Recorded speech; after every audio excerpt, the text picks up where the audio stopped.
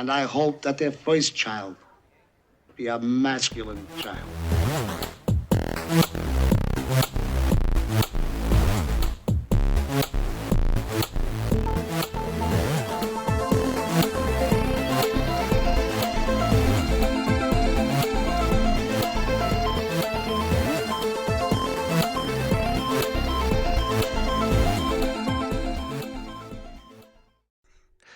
Much like the Rhythm Nation, the Nation of Jack. I don't know much about Janet Jackson's music, but yeah.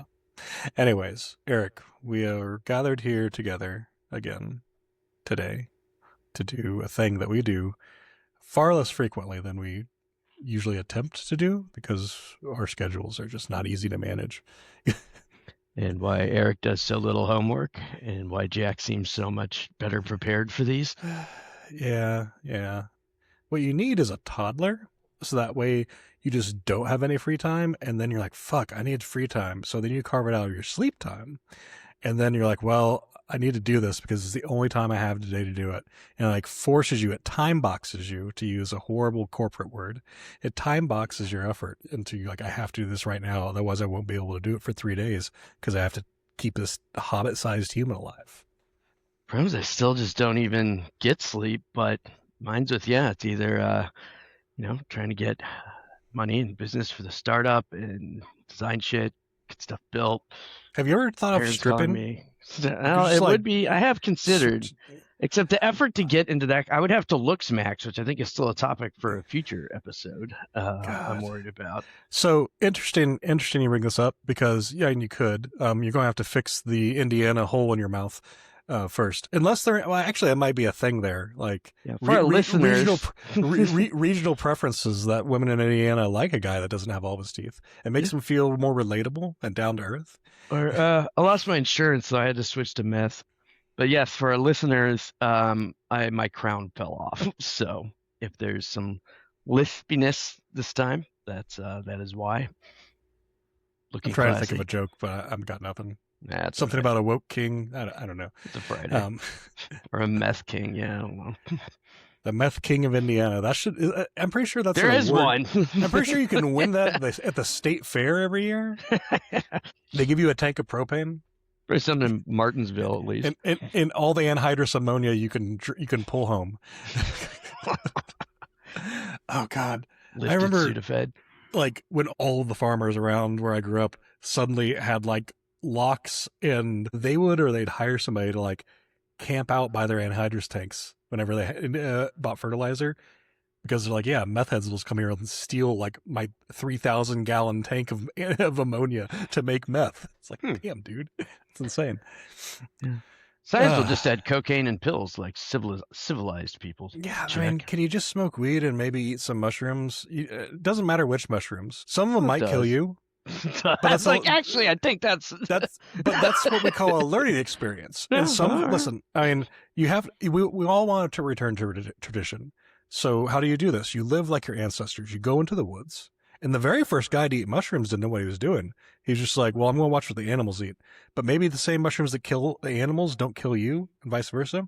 So like eventually over a course of many people dying, they figured out that, these mushrooms over here, they kill you. These mushrooms taste like beef, and those mushrooms over there make you see Odin. It's like, that would be an interesting thing for future episodes, like on a history of masculinity. Who was the tribes like?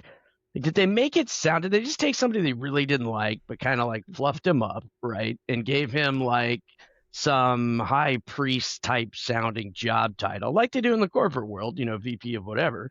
He's the senior vice president of synergy for the tribe. Exactly, yeah. Your job is to figure out which mushrooms taste the best. Yeah, senior vice president of like edible exploration or something.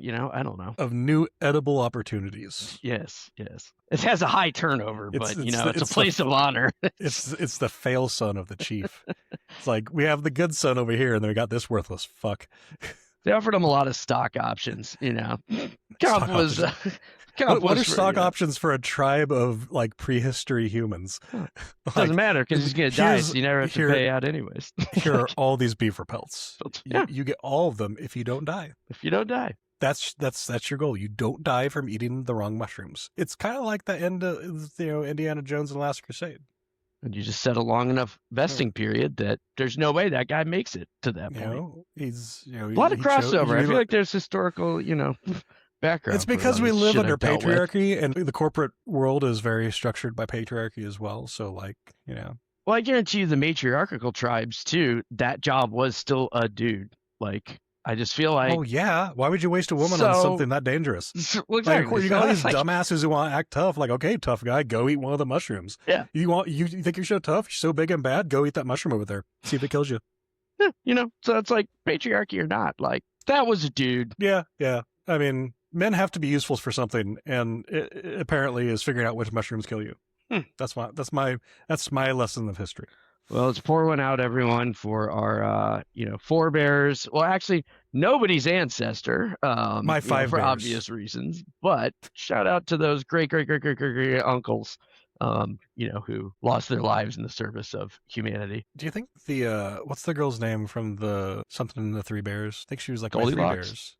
Goldilocks and the three. She's like we're like our four bears. I think she was like my three bears. Actually, I saw a thing about toddlers and having kids. That's a dad joke, we are 6 minutes into this and still not talked about what our show is. So if you've made it this far, congratulations. I would give you a sticker if you were with me. If you were with me, that'd be really strange because I'm alone in my house. But subscribe to our Patreon that doesn't exist yet, and we will sell stickers.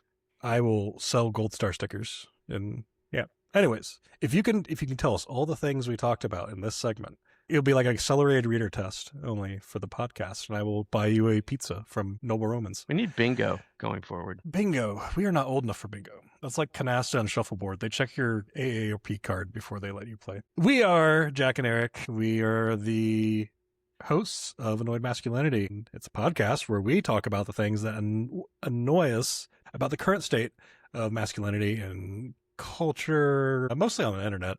Basically the narratives around what it is to be a man, masculine, and how we think that there's a lot of cucked soy ideas coming from people who like to call other people cucked and soy, but they are in fact themselves cucked and soy. And we have better ideas because, I don't know, why are you listening to people on the internet about this shit? Go out and touch grass. Eat some dirt. It's good for you. But we do this because I harassed Erik until he said he would. And then continuing to harass me to do my homework better, but yeah. It's because we don't like the idea of living in a world where it is to be masculine or a man is defined by a group of individuals that include alleged sex criminals, people who are objectively weird dorks, grifting hustle bros, and techno-fascists. The men that we knew growing up would look at these dweebs and not see men, but, small effete children walking around in dad's shoes, playing at the idea of manhood instead of just being a man. And we do all this not because we're bored.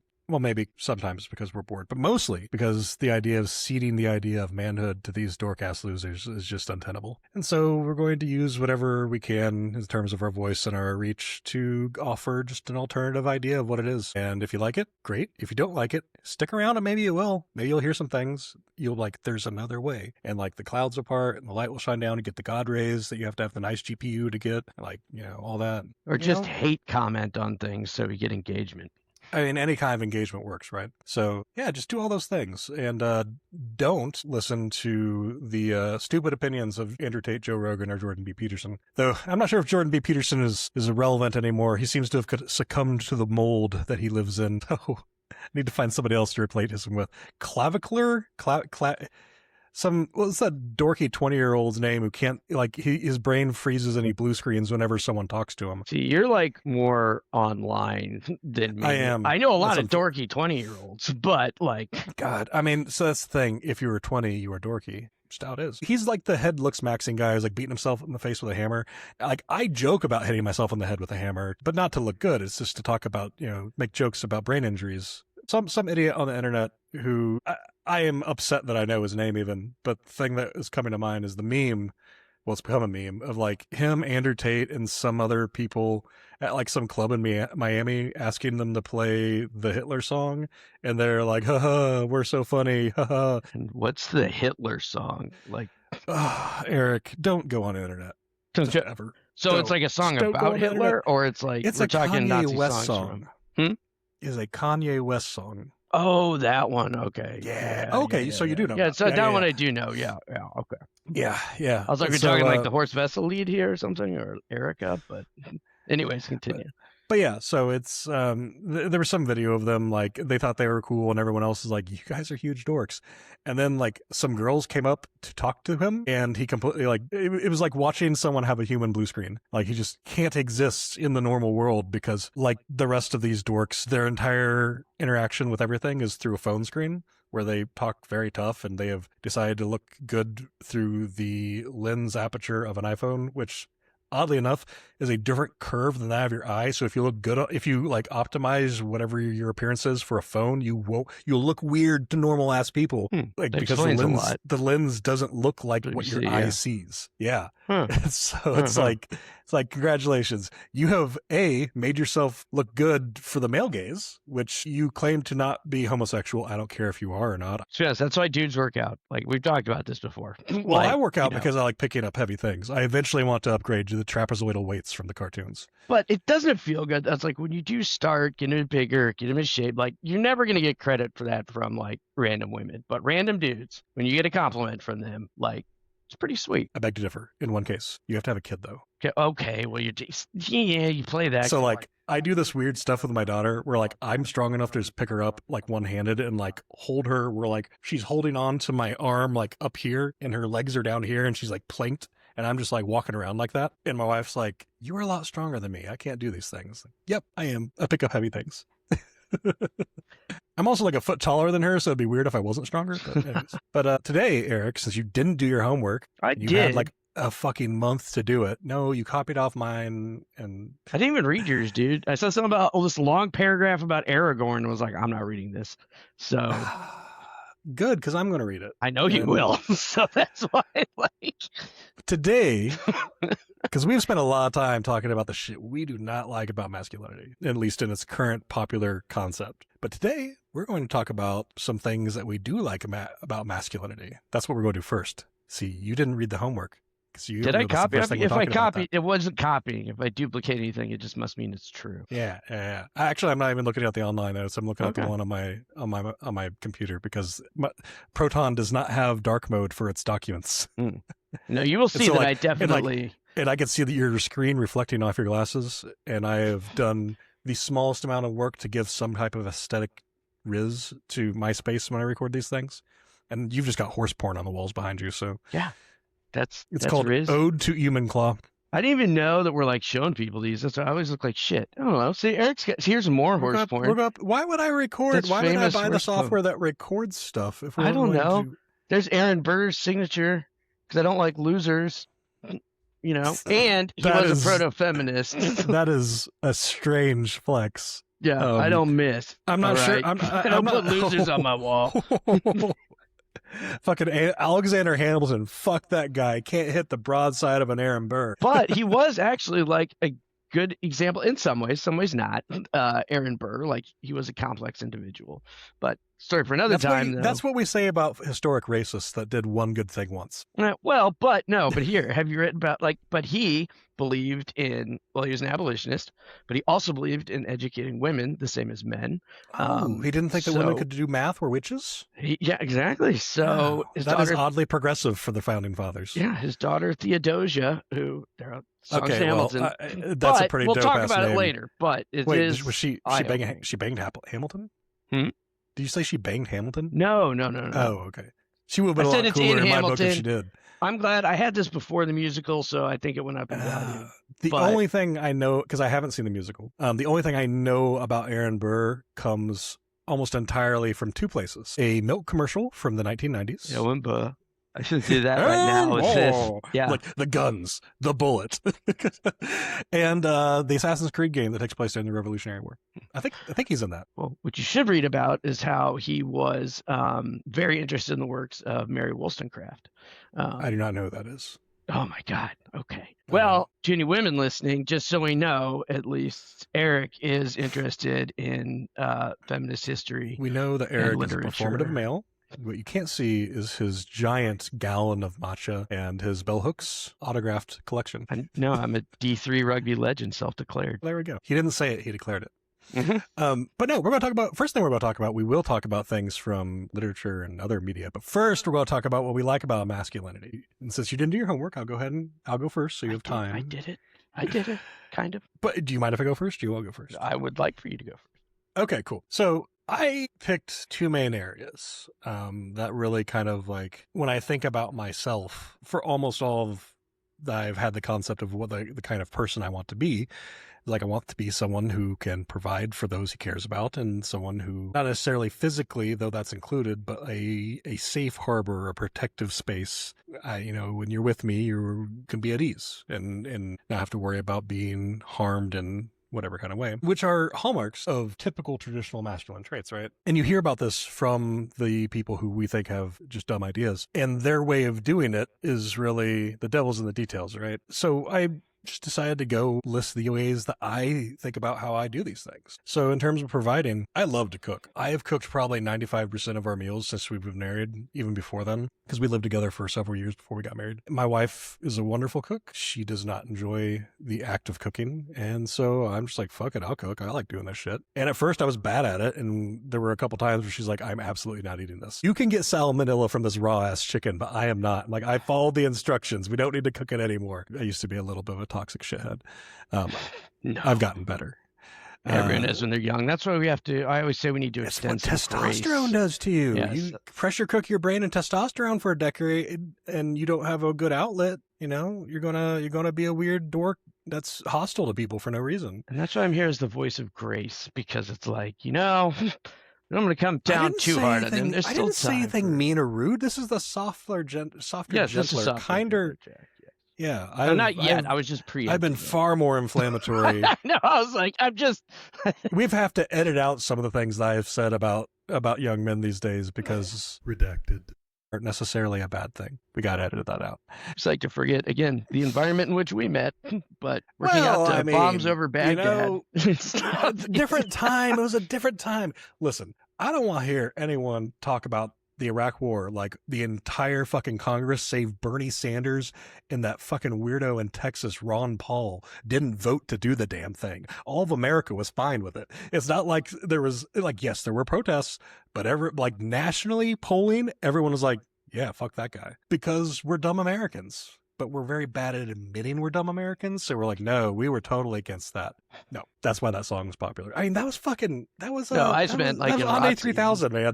So when Andre 3000 is writing songs about bombing Baghdad, then it gets picked up as the popular music, and yes, we're not going to look for a message he's trying to give us here, but we're going to totally blare that music all the time.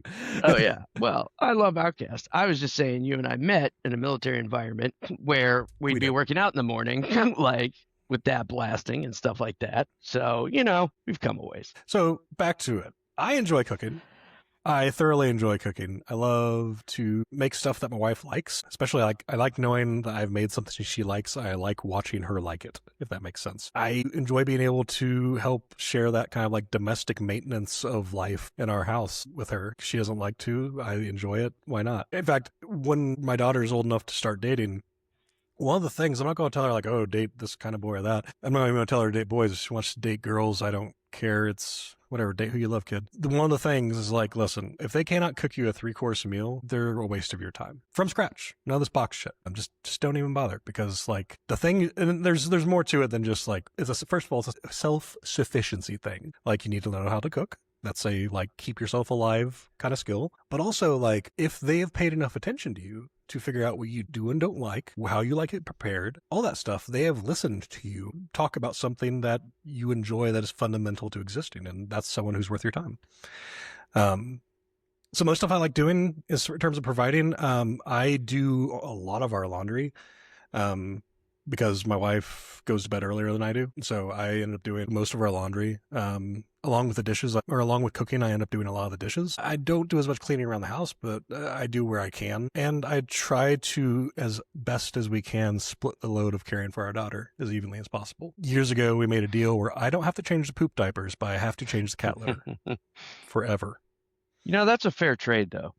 Yeah, but she stops pooping in diapers eventually. The cat's never going to stop shitting in that box. Yeah, that's a good point. But there's like, I guess you get used to it more as a parent. I mean, I'm assuming you do, No. but like, or you don't. Okay, I was gonna say because that's No, at least I uniquely haven't. terrible. Like, for me, it was actually very surprising because my wife has a much weaker stomach than I do, and I thought I was going to be fine with the poop, and it turns out that every time I have had to change one of her poop diapers, I have almost thrown up on her. Like it has been in my throat. We are condition 1 vomiting, and so. It has been like a near thing where I got it all wrapped up and taken care of before anything came out of my mouth. I haven't thrown up yet. I managed to choke it back down, but it's almost happened. My wife, no problem at all. I am very surprised by this because like dead animals, blood, gore, none of that stuff bothers me. Feces, no, can't do it. So no scat play for Jack. there's something primal. My parents, when I was a little kid, used to make me like scoop poop, the dog poop in the backyard, especially if they're mad at me, and I would like puke. So you'd have like 6 or 7-year-old Erik just like barfing in the backyard. Animal poop doesn't do it.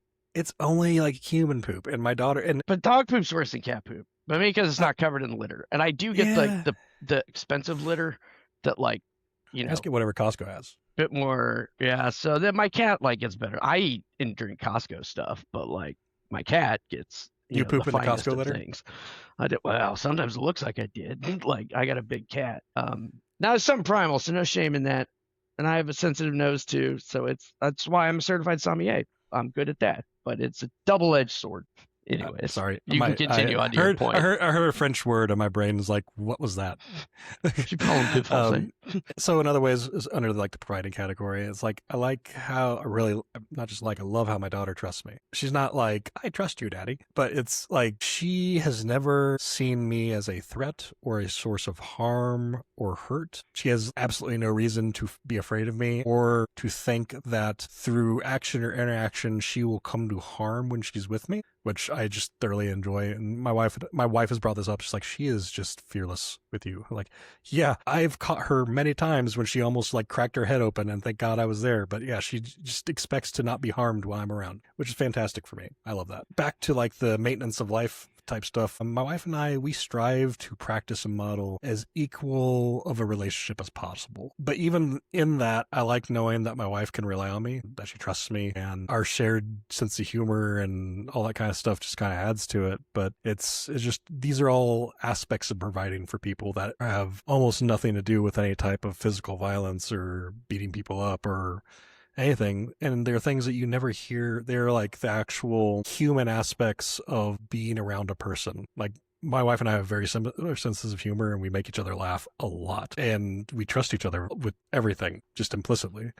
And our daughter is kind of grown into that as well. And you don't hear these type of things being talked about by the grifter, dude bro, manosphere. That's the word I was looking for. Manosphere types. But it's the stuff that actually makes a relationship with somebody fulfilling and enjoyable. And the other thing is protecting. I enjoy that my wife and daughter feel safe with me. I've said that before. I don't actively, go to protests or seek to intervene in bad situations, but my wife and I have created a safe environment for her, my daughter, and me to be ourselves. And that is a form of, emotional and physical protection. When we're home, we don't have to worry about the case of my wife or I. We're both bi, and until recently, the world seemed to be okay with queer couples. And though we pass pretty well, it's like when we're home, we get to just be ourselves and be normal about it. Whereas everywhere else, it's kind of a little like, can't make that joke, can't say that thing, I have to wait till we get home kind of thing. I actively promote and teach my daughter to stand up for herself and to develop her sense of independence and self-reliance. And that is a form of protection, in that it's teaching her that she isn't some unfinished half of another whole that she needs someone else to complete in any way. Of course, like, it's nice to have a partner or however many partners you want, but it's something where her purpose in life isn't to be something else for somebody else. It's you can be independent and strong on your own without needing this other person or people, to care for you in any kind of way or for you to care to them, unless that's what you want. But it's not just an implicitly decided thing based on your gender that you are a girl, therefore you must be protected, and that's that. It's like, no. Go fuck shit up, girl. That's what you do. Those are things I like about masculinity. Providing and protecting, especially in ways that don't involve the ideas and concepts that you hear about mostly from people in the manosphere. So, Eric, tell me, what do you enjoy about masculinity? Yeah, I mean, at least I didn't totally copy you. There is actually a good segue into my first one from where you were at. But this is where I do want to insert a minor, I don't want to call it a lecture, but how about history tidbits from Erik, following up with why you really should, gosh, oops, there's the tooth, guys. No, why you really should look deeper into Aaron Burr and his relationship with his daughter Theodosia, because I think, you know, a lot of what you're saying is actually like very similar to his relationship, except he and his wife, also named Theodosia, like recognized really early that their daughter was like gifted, as we would say now, but really almost more at like genius levels. She really likes trains. Yeah, that's probably, you know, there's some around. But what they did though is, so early on, it was particularly her mom dedicated to her education. I mean, her dad fully supported it, but her mother passed away when she was like 10 or 11, somewhere around there, and so he raised her as a single dad, and continued with like the education. And I believe she was considered at the time, like, you know, maybe there's another one, but maybe they weren't as rich, so nobody knew, but like the first kind of fully educated woman in American history. So like, you know, grasped all the classical languages and French and English, probably others. And he actually wrote to her on a daily basis throughout, even when he was away, which is fine to him. Sometimes you'll see some excerpts of like letters where he seems quite critical, but it's actually in a sense of like, if it's like, no, this argument is actually because of this, or the spelling should be like this, and in like a constructive way, and lots context. Of support. Yeah. The context is important. And really trust her, and that's where. And if you look up Mary Wollstonecraft, she was an advocate back in that time, so back in the 18th century, for educating women as men. She did a lot of writing, probably one of the earlier published women. But no. So I think for listeners, give Aaron Burr another chance. Look into this, because, you know, we just see him as the guy shooting Alexander Hamilton, and he did do that. And maybe he tried to take over Mexico. We don't really know for sure, like allegedly. But I knew the dumb white boy imperialist was going to come out eventually. Yeah, but he was a good dad, all right? Yeah. And he believed in educating women. Whenever you say, yeah, this historical figure is complicated, it's always going to be, and then he went and did some white people shit eventually. Yeah. Like, yes, he was a feminist. He just did some white people shit later. But in fairness, other white people from Spain were kind of like, still, it's hard to track the history of the various Mexican republics and stuff, but I'm pretty sure it was still like Spanish dominated at the time. So, you know, really, it's arguable. But anyways, then she died in a shipwreck, so that sucked. Yeah. So we'll continue. And then she died. And then she died. I mean, he did too eventually, but no, she disappeared. And there are legends about her being captured by pirates and all of this, but no proof. What year was this? So it would have been after the 1790s, early 1800s. Oh, that sucks. I was going to say, is it possible that she made it down to like it would have been the Nassau 1800s. Republic? Yeah, no, they thought she like. No, I was hoping murdered. that she would have been like, and she allegedly died, but instead she actually, my headcanon was going to be that she made it to the Nassau Republic and then became a pirate. And nah. But in 1812, she disappeared. They said if they did, they would have just tossed her overboard. But, you know, there are legends of her ghost in North Carolina. So if there is a ghost. If she haunted me, I'd be like, can you tell me some weird stuff about old-timey trains? And communicate with her in Well, you know, you wouldn't talk to her in French. I do not speak French. I barely speak English. So. Nah, you're quite loquacious. Well, that's not the right word. I'm just loquacious. Because I talk a lot, don't mean you are I well do it. spoken. I am. Just because I do it a lot doesn't mean I'm good at it. Nah. I'm worse. But anyways, it's like, so actually the like segue. Me and running. Yeah. Well, the segue from protection. This part actually I did see yours, and then I got to something about Aragorn and just stopped. But you're talking about providing. I was like in a whole other section. Protecting. I know, dude. It was like, well, when it's only your words on the page, it's easy to like see them for a while. There's different headings. Yeah. They're bulleted. There's bolding. whatever, bro. Like, at least I didn't just put it in ChatGPT or something and be like, summarize. I'm very glad no LLMs will use on my part, at least during the creation of this But podcast. it is kind of an argument for AI when you're like, it's not AI because it was incompetent. So, hey, this is... if it was incompetent, I would assume it came out like no. Anyways, as I think is providing, protecting, and I do want to, before I go on, is just say, we have an interesting dynamic at home with my wife, and she actually does, I'll admit, she does all the laundry. I have offered, for the record, but there is a touch of neurodivergence and being born in the Soviet Union. She'd probably like chase you out with a broom.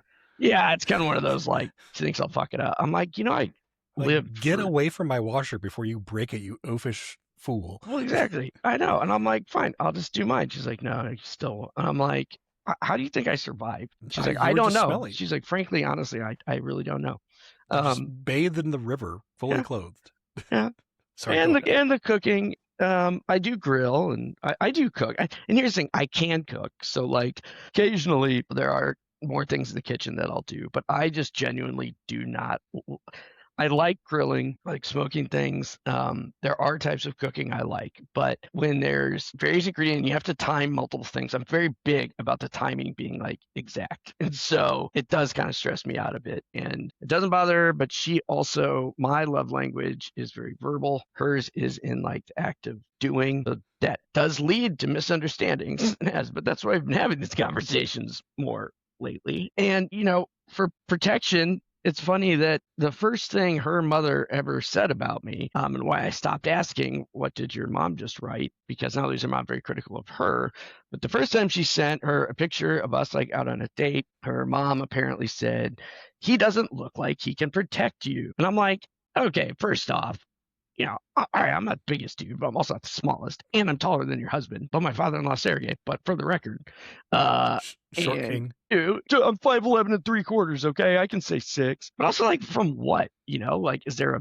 bear or something that's gonna pop out? Like, I don't freaking know. They are from what, the Earls. That might be a culturally relevant thing for them. Like, how is this American going to protect you from bear? But yeah, I'm like, look at I'm sorry if that's offensive to fake that accent. Well, I use all the time. She does not appreciate, but yeah, you're good. I think we can still accents with your wife. I'm glad she allows you to do that. I was about to say it's not really racist because they're white. So like, I think we have to remove that part. Whatever. Anyways, we have like a different. We go against standard gender roles here because she is actually quite strong and she has no problem doing outside work too. I mean, I feel maybe as traditional gender roles, but really because she does a lot of the inside work that I should be responsible for the outside. But sometimes like I just like how it's hard for me to squeeze in this sometimes, like I'm late on stuff and she's out there. I don't even have to ask, like, picking up all these branches and everything like that, dragging things around, which is really good. So what I actually put is supporting and encouraging, because to stick with the relationship theme to begin with, is a lot of my role has been being kind of the cheerleader, right? We're supporting and helping, like kind of encouraging like a career change, but then guiding her through that and the stress. And, she's tough. She's been through a lot of hell. She moved over here in college and then her MBA, is living in another country, in a different culture, like since then, but it's still, new things are tough. And recently, without going into too much detail, like professionally, like many people, really got knocked on her ass and was down and feeling shitty about herself. And that's when, I had to really be like, look, I'm not talking to you as your husband right now or a coach or whatever else. Like, this is legit just like human to human, because I have been knocked on my ass like so many times and it sucks ass, and I feel you. And I know those thoughts that are going through your head that you're talking about, like being at this low point, and then really kind of encouraging, like, look, you keep thinking too far ahead. You got to take this one step at a time. And sometimes that's really just ultimately the act of purposeful generation, right? Like creation. Sometimes people will say, oh, you just got to start moving. And that's true. But like the essence of it is creating. So she'll watch these videos like on Instagram and stuff that she likes of people doing these crafts. And I've encouraged it, but she hadn't really done it. But then she'd really gotten into kind of these like clay flower making and painting and stuff like that. And I was like, look, if you do anything for me, just order all those supplies and get started, and things will legitimately start coming together. Now, I don't know if I mean that from a spiritual sense necessarily, that like the universe owes you for doing it, but it's just, I think even subconsciously, your confidence shows when you know that you are capable still of things. So if you're interviewing, or in any way you're presenting yourself, that helps you have more to talk about, and things start coming your way. And so when I'm kind of taking on a bit more of a role of like emotional support, like because I am the more sensitive one of the relationship. Well, I don't like saying that actually, because everybody is. It's just levels of repression. And speaking of patriarchal societies, you're more outwardly. Yes. Yeah. I'm verbal processor. But, speaking of the patriarchy, like she's really from Russia. And this is one of the main reasons she's against religion, is having dealt with like the Russian Orthodox Church as a young kid and experiencing the sexism there. And one time her like skirt was just a little too short. Like, and this is as like a prepubescent kid. What and was that not allowed crazy ass in the book you were church. telling me about? Oh, the Domostoya? Yeah, like written by these like Orthodox priests back then. Well, yeah, and then this like, oh, she hates that we have this, but she'd feel bad getting rid of it because her friend's mom, who's much more traditional over in Russia, I guess is traditionally a gift. It's almost, I forget if it says like how much you're allowed to beat your wife, but let me just say it's along the lines, right, of like how the domestic like relationship should look. And it's illustrated. It's actually a beautiful book. So we're Here like is those classic, like wonderfully Pushkin-esque. beautiful cultural artifact that is telling you exactly how big around the rod you beat your wife when the borscht isn't the right temperature. Yeah, I think like Boondock Saints there a bit, but also your servants. To be fair, like it says, how to beat your servants. And I'm assuming you can have male or female or Yeah. non-binary servants. Yeah, exactly. Okay. So I think even saying servants is generous for what they actually were back in those days in Russia. Yeah. But regardless, yes. So that's society, and you carry the wounds of it, right? Sure. But also from a supporting and encouraging standpoint, like talked a bunch about coaching. And season just started. A practice did, so that's also been eating up a lot of time. But I do get enjoyment out of it. I don't act like I don't. It is fun, but it is, especially all these other things going on, like it adds stress. But I do see it as really paying it forward. And is thanks to the older men that helped me in my younger years too, right? That took their time to do that.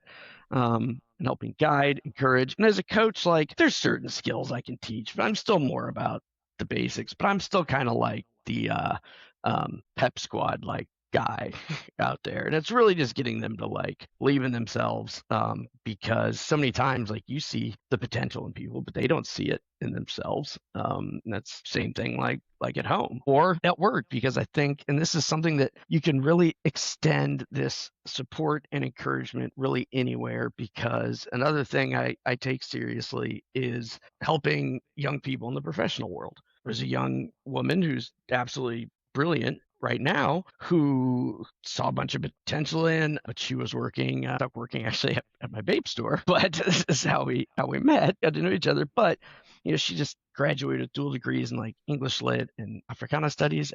It's not just African Studies, but then also minors in U.S. History and all these other things. And she was looking at do I go to grad school? She talked about writing. So I was like, well, send me your portfolio. And huge written portfolio, also unpublished research. So I started talking about market research, and where it's like, hey, yeah, this is where all of us that wish we were academics, but like need paychecks end up and sell our souls a bit. Let's make the intros and help teach. So, I mean, really be they young men, be they young women, young non-binary.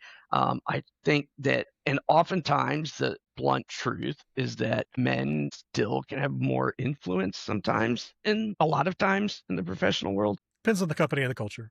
culture, yeah, but even like across certain industries, it seems like a lot of it comes down to a lot of these guys are golfing together or at the bar together, at night, like at conferences, and there's like certain circles. And I'm saying this is something that's been in predominantly female industries. Honestly, you still have a concentration of men towards the top. A lot of it's due to like egotistical, narcissistic impulses. But the point is, if you do have it, particularly if you do have certain leverage and influence, like using that in a positive way to help. This is why if I ever become one of the in charge people, the only activity we are going to be allowed to do in my company is keg throwing. And you have to go out there and either watch me or join me throw kegs where we practice for the Highland Games. Well, but then that's kind of patriarchal. Like, there's women who throw kegs.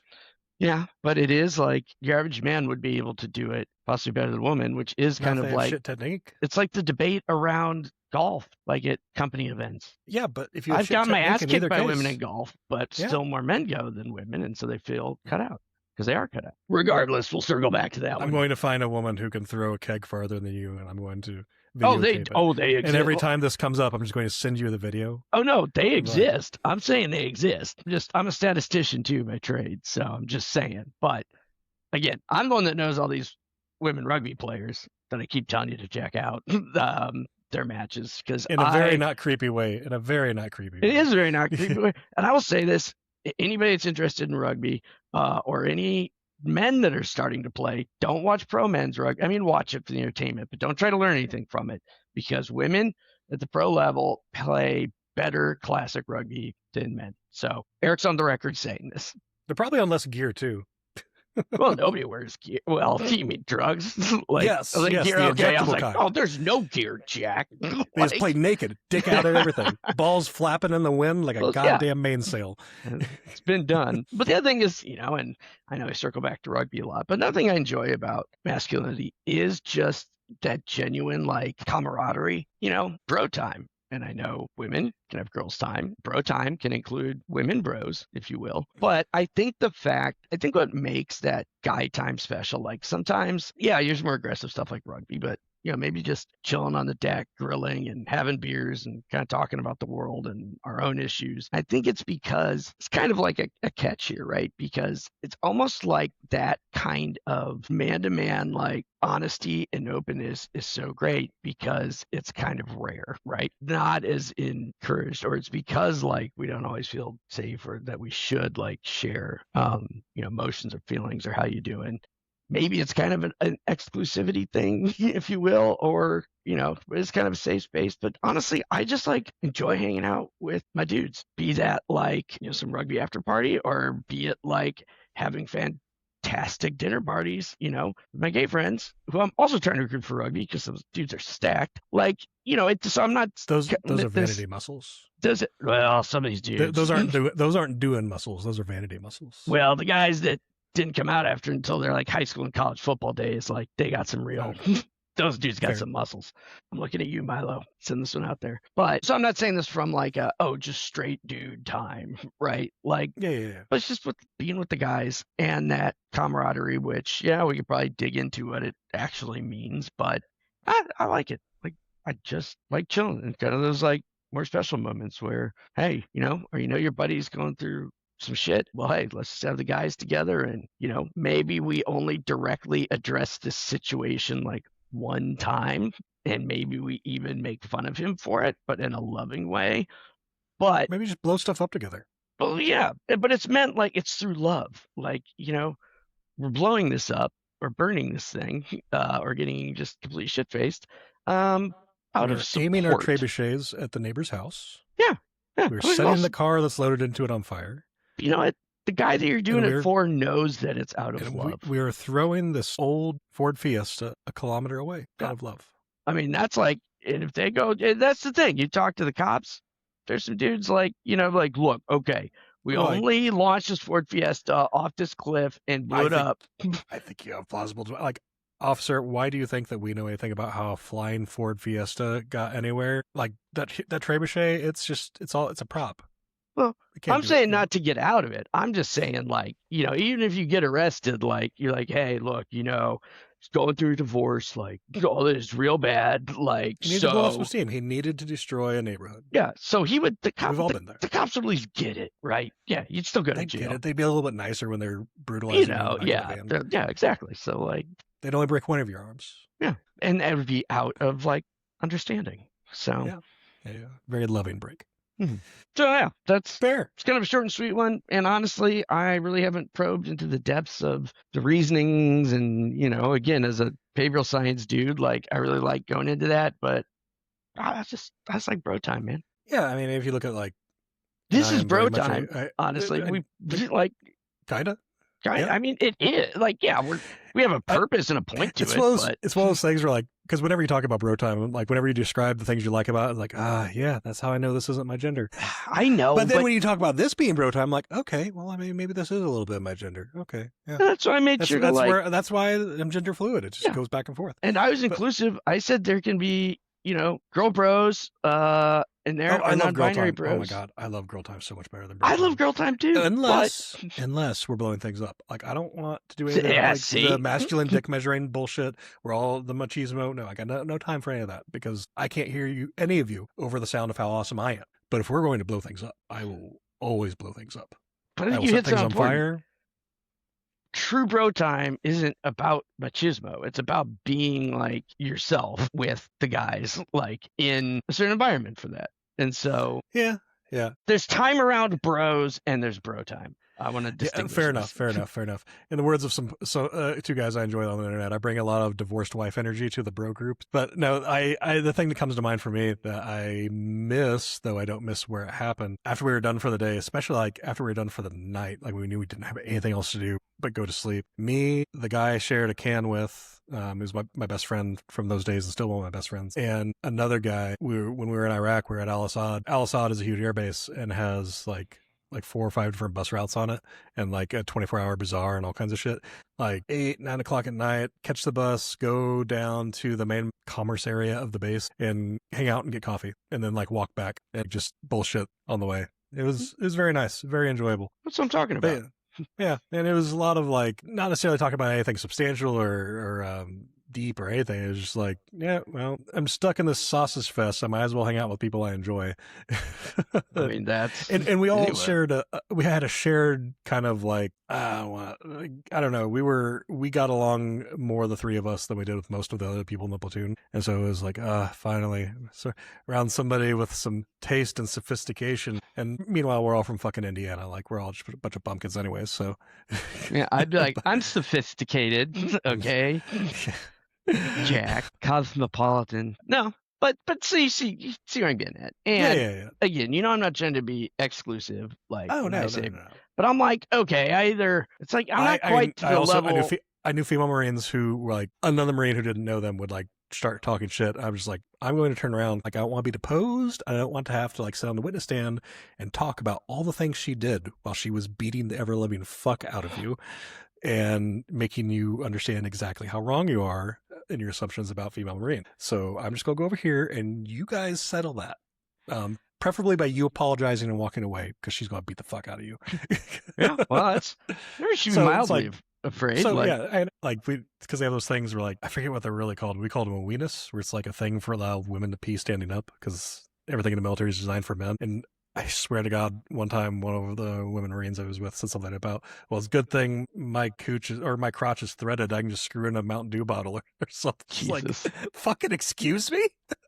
Yes, no. Like, it wasn't one of those like my delicate ears, but just like, Jesus Christ, that's a good one. But I also think conversation for another time, and maybe with a future guest, is have a woman on that there is, you see this in the military, you see it in rugby, and there are just some of this is their true genuine self, but it almost seems like women in certain activities or groups or whatever also feel a performative need to a degree too, where I've met ones that, Jack will tell me if this is controversial, but I think there's something to it, is I've seen like in rugby, there are women that will like kind of like, they'll like talk shit, not in a fun like chirping way or something, or like they do things that is like behaving how they describing- think men behave, right? Oh, okay. It's not It's their like- natural inclination to be that way. Yes. So, but they Okay. think of this environment, but dudes know where limits are. Dudes know, like, and it's like they somehow feel the pressure. It's like Rolf. Yeah, they become more toxically. It's like Rolf from The Office when he's like talking about chopping off people's dicks and shit at the company volleyball game. Yeah, I mean, it is kind of. I mean, that's actually a good comparison. And you're like, no, you're actually. They have like they're acting more toxically masculine than these dudes that look like stereotypical bros. I'm like, I just had my buddy like rubbing my nipples gently and telling me he loves me in a genuine way. And yeah, then you're doing some like kind of asshole shit right now. So like, And I'd like to remind everyone that Erik is straight. Allegedly. unfortunately, we've been through this. Erik believes he is straight while his buddies rub his nipples and gently tell him he loves him. Yes, but that's like, the straightest thing. You were a Marine, dude. Like, you know how this works. Yeah. The gayest shit you'll ever see is the things straight Marines do in their free time. For sure, I am heterosexual, that I am straight, just because I so desperately would love to be. I would be so great at gay. And I always tell my gay friends, I'm like, look, I don't want to minimize like your struggles when you're young. Like that is horrible, especially at this age. However, as an adult, and I love my wife again. Thank you, Valeria, for everything. I appreciate you. However, like their lives are awesome. And like I know, and I have my like velvet slippers and robes and all of these. And like I have my collection of like ceramic arts and stuff recently. Horse pornography. Horse pornography as a gift for some of those friends. I found some vintage plates that are actually owned by, this is a weird thing, but the sister of Franz Ziegfeld, one of the founders of Broadway, Ziegfeld's Follies. So like that's pretty gay. Like, that's kind of gay.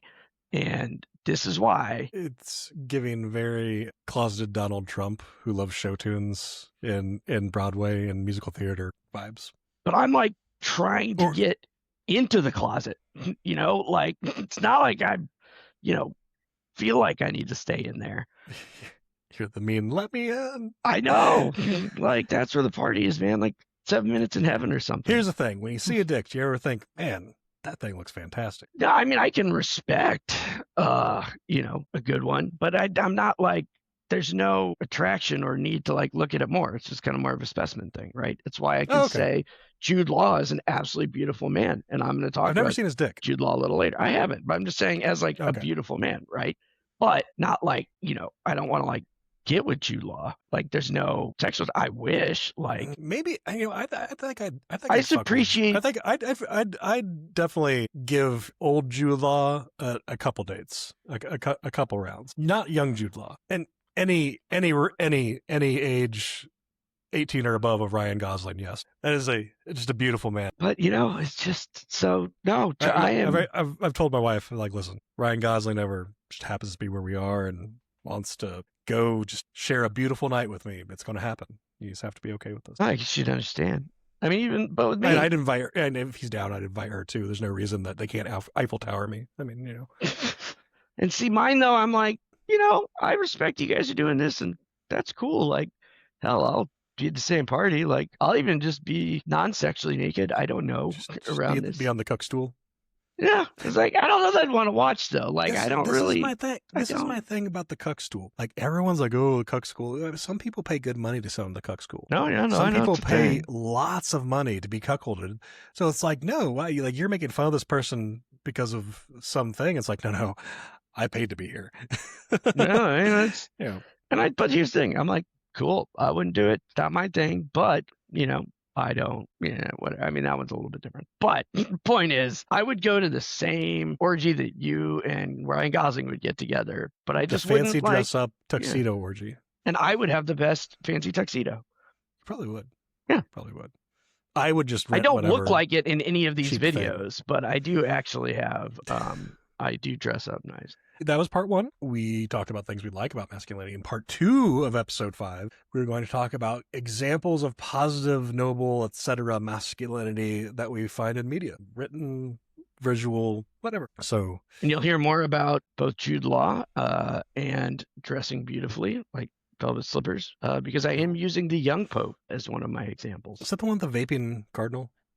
Yes. Okay. Have you ever watched the series?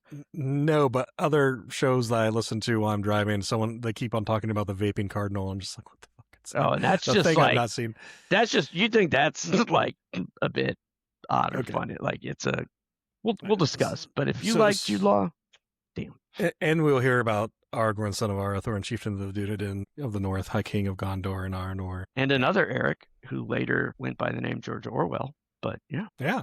Some other things. We're going to talk about the things we like. I've got Heath Ledger in there too. What do you like? Well, it's basically not the Heath Ledger version. That's hard with his tooth, but I'd like to hear your thoughts on. Save your thoughts on him for later. Okay. Probably. It's also not the Joker. Come to think of it. Thoughts on Heath Ledger? The guy who made me realize I was bi.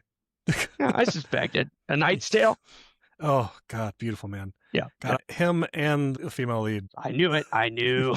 As soon as you said that, I'm like, I can pinpoint the moment. Really, 2004, right? Her handmaid, like the woman who's her lady in waiting. Like the queen, the woman who plays the queen, gorgeous, beautiful. But that French gal, Alan Tudyk, also fantastically beautiful man in there. Paul Bettany's in there. He possesses the kind of frantic anger that seems like he would just be an amazing fuck. At least that character. But, and before we go though, who I do think is also who doesn't get the respect that he should for as a saying this from an objectively physically impressive and just I don't know, there's an aura about him is young Rufus, Robert Baratheon. Well, no, Rufus Sewell. Not in. Is he the fat guy in A Knight's Tale? No, he's the it was like the Black Prince or. Oh, that guy. He was in Buddy.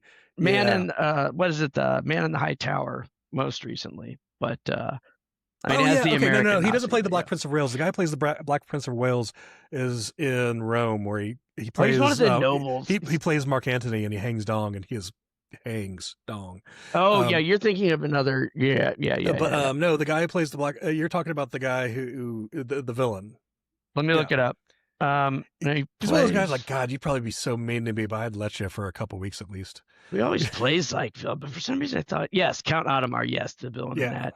Played in that series. He's really good at like those kinds of roles. But he's got very pretty eyes. Yeah. He's killer cheekbones. He's good looking. But again, dude. he's got like just like the face is like, God, you'd be so mean to me and I'd like it. Yeah. I mean, it was like that. I don't women that have that vibe too, where you're like, this is a bad idea, but Yeah. It's like, oh, she's definitely not stable enough.